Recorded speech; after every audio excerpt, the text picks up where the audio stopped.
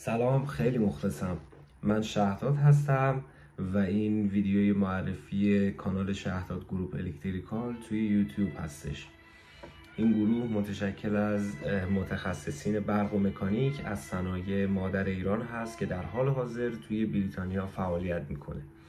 بران هستیم که شاید بتونم بگم اولین پایگاه فارسی زبان برای عزیزان فارسی زبان، چه از ایران، چه از افغانستان، چه از تاجیکستان که توی بریتانیا و کشورهای اروپایی فعالیت میکنن توی فیلد برق و مکانیک، چه ساختمان، دامستیک، کامرشیال و اینداستریال فعالیت میکنن رو تشکیل بدیم برای تبادل نظر بهتر، برای توضیح هرچه بیشتر و ساده تر قوانین بریتانیایی، اروپایی و مقایسه این قوانین با قوانین جاری ایران، چرا که ایران هم توی قوانین خودش قوانین ارائه شده از طرف نظام مهندسی از IEC استفاده میکنه.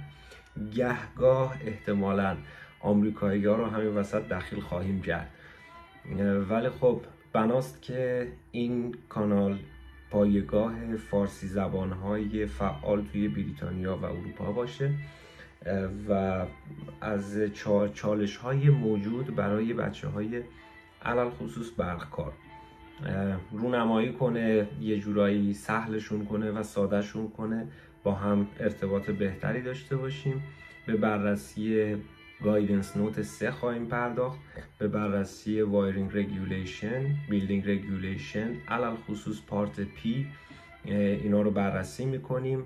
محاسبات خاصی اگر داشته باشن برای آندرستندینگ بهتر و قص الهازا توی آینده برنامه‌های بهتری هم خواهیم داشت.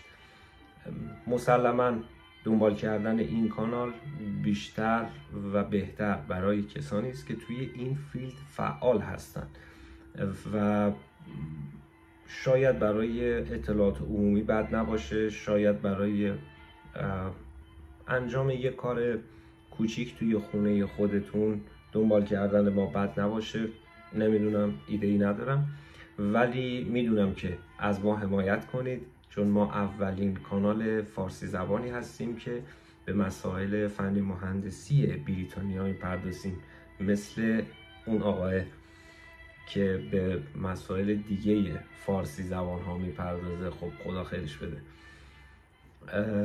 ما رو به دوستان تکنسین خودتون معرفی کنید، ازمون حمایت کنید تا بتونیم هرچه بهتر و قوی‌تر توی این مسیر فعالیت کنیم. بیشتر میبینیمتون یا میبینمتون یا حق.